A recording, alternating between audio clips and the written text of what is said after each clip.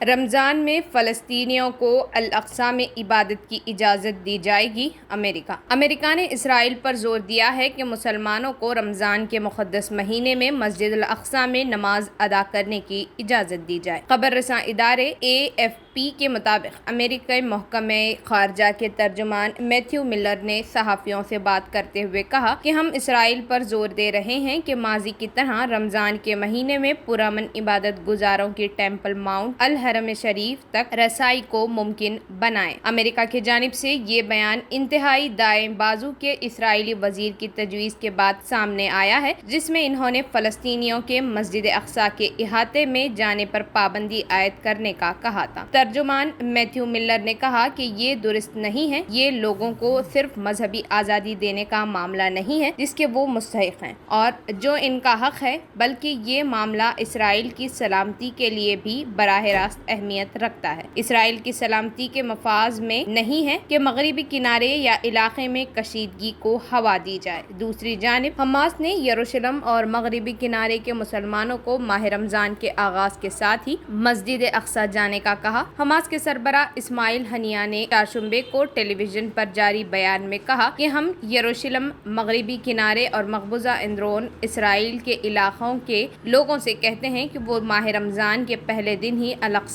کی طرف سفر کریں، چاہے گروپس کی شکل میں ہوں یا علیحدہ، تاکہ نماز ادا کر سکیں اور وہاں کے محاصرہ توڑ دیں۔